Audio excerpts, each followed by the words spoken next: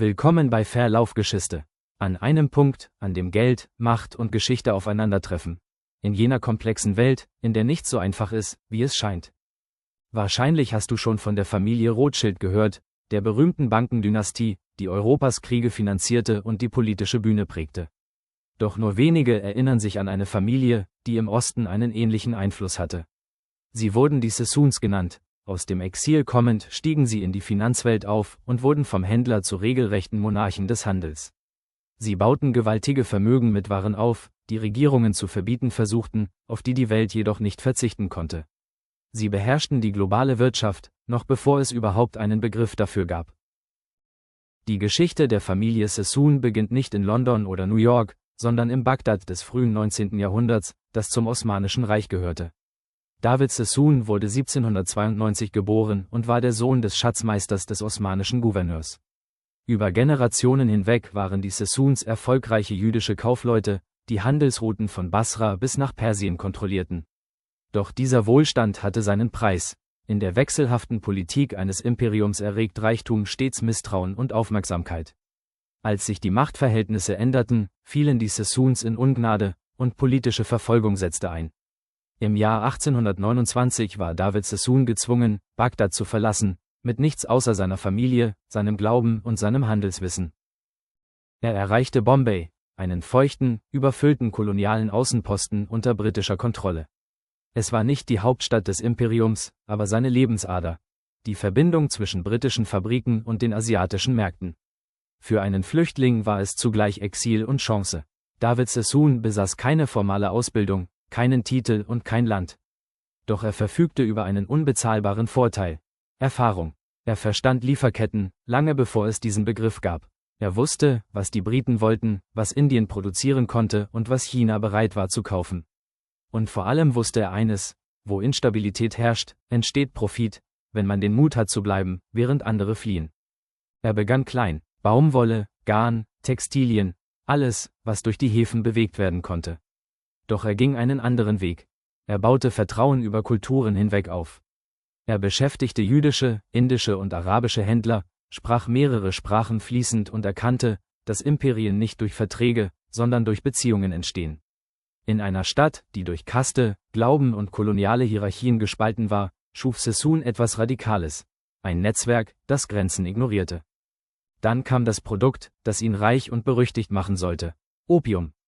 Die britische Ostindien-Kompanie hatte den Handel lange monopolisiert, exportierte in Indien angebautes Opium nach China, wo die Abhängigkeit weit verbreitet war und zunahm. Die chinesische Regierung hatte die Droge verboten, doch die Nachfrage verschwand nie. Der Schmuggel wurde zur Schattenwirtschaft des 19. Jahrhunderts, und Sassoon trat ihr mit Präzision bei, nicht mit Chaos. Er betrieb keine Opiumhöhlen und steuerte keine Schmuggelboote. Er finanzierte, versicherte und organisierte den Handel: der Banker hinter dem Kaufmann, der Kaufmann hinter dem Imperium. Seine Firma, David Sassoon & Co., wurde zum finanziellen und logistischen Rückgrat des britischen China-Handels. In den 1840er Jahren fuhren seine Schiffe unter dem Union Jack, seine Lagerhäuser waren gefüllt mit Waren für den Osten. Für seine Kritiker profitierte er vom Leid anderer. Für seine Verteidiger tat er nur das, was jedes Imperium tat: Laster in Ordnung, Chaos in Cashflow zu verwandeln. Doch unabhängig von der moralischen Perspektive war das Ergebnis unbestreitbar. David Sassoon wurde zu einem der reichsten Männer Asiens.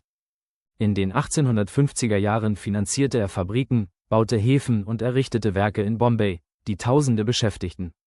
Er baute Synagogen, Krankenhäuser und Schulen. Einige davon stehen bis heute. Er reinvestierte seinen Reichtum nicht nur in den Handel, sondern in Infrastruktur. Er bewegte nicht nur Waren, er baute die Straßen, auf denen sie transportiert wurden. Das war das stille Genie des Sassoon-Modells. Profit war nicht das Ziel, sondern das Mittel zur Beständigkeit. Jeder Dollar aus Opium oder Baumwolle wurde in etwas Greifbares verwandelt: Eigentum, Häfen oder Industrie. Und es funktionierte. Als der amerikanische Bürgerkrieg in den 1860er Jahren die britische Baumwollversorgung unterbrach, wurde indische Baumwolle unverzichtbar, und die Sassoons kontrollierten sie. Als chinesische Silberzahlungen die Märkte überschwemmten, wickelten sie den Austausch ab. Jede globale Erschütterung wurde zu ihrer lokalen Chance. Doch Erfolg brachte Konkurrenz, und Imperien teilen ungern. Die Ostindien-Kompanie begegnete den Sassoons mit Misstrauen. Die chinesischen Behörden hassten sie. Rivalisierende Händlerfamilien versuchten, sie zu unterbieten.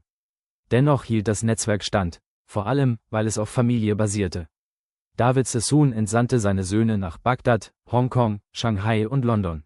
Jeder baute einen neuen Zweig des Familienunternehmens auf. Sie waren nicht nur Händler, sie waren Botschafter des Kapitals.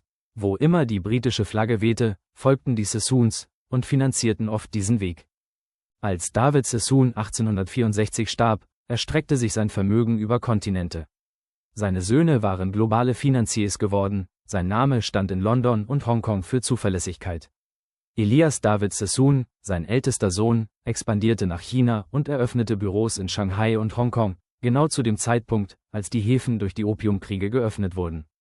Damit begann die zweite Phase des Imperiums, vom Handel zur Finanzwelt, vom Kaufmannsreichtum zur Bankenmacht.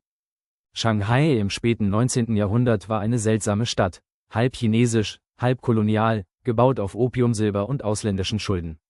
Banken und Bordelle teilten sich dieselben Straßen. Jede westliche Macht wollte ein Stück, und die Sassoons lieferten den Kredit dafür. Sie bauten Lagerhäuser, finanzierten die Schifffahrt und kauften Land am Bund.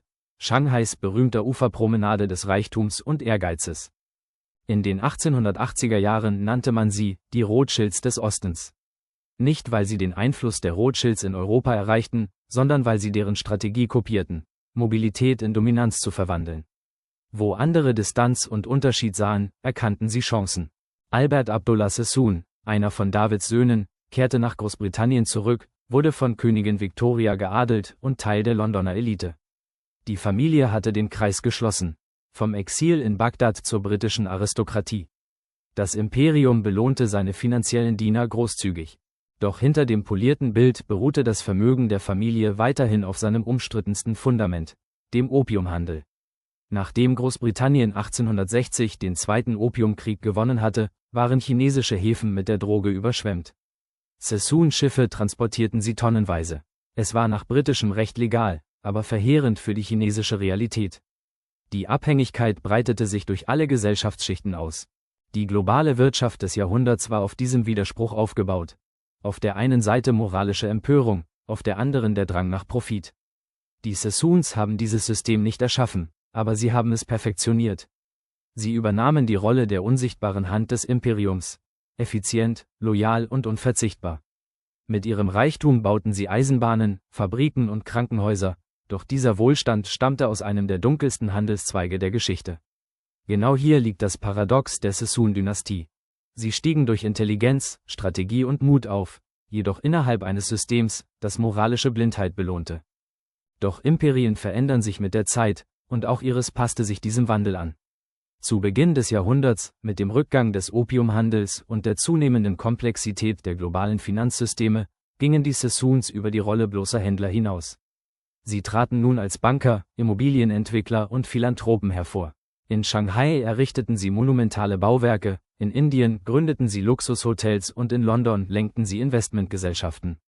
Sie erlangten gesellschaftliche Anerkennung und erreichten einen nahezu unantastbaren Status. Das Gedächtnis der Geschichte ist oft kurz. Die Welt erinnert sich an die Rothschilds, weil Europa seine eigene Geschichte schrieb. Die Sassoons hingegen wurden zu einer Fußnote, da sie von Asien aus operierten. Doch ihre Spuren sind bis heute deutlich auf der Landkarte des globalen Kapitalismus sichtbar. Denn was sie schufen, war nicht nur Reichtum, sondern auch ein Modell. Eine Art, Geschäfte ohne Grenzen zu betreiben, Gewinne mit dem Imperium in Einklang zu bringen und das Exil in einen Prozess des Imperiumsaufbaus zu verwandeln. Die Sassoons zeigten, dass Geld in einem globalen System keine Nation braucht, sondern ein Netzwerk. Und diese Idee endete nicht mit ihnen, sie wurde zum Fundament der modernen Welt. Doch sie hinterließen auch eine Warnung, eine, die die moderne Welt immer wieder ignoriert. Wenn Geld zum einzigen gültigen Pass wird und Profit zum absoluten Prinzip, erinnert sich die Geschichte nicht an Brillanz, sondern nur an Konsequenzen. Denn jedes Imperium, das auf Ungleichgewicht aufgebaut ist, muss irgendwann seine Schuld begleichen. Und das historische Hauptbuch wird immer ausgeglichen. Wenn dir diese Perspektive ein neues Fenster geöffnet hat, abonniere. Die Geschichte enthält alle Antworten. Ich werde dir zeigen, wo du suchen musst.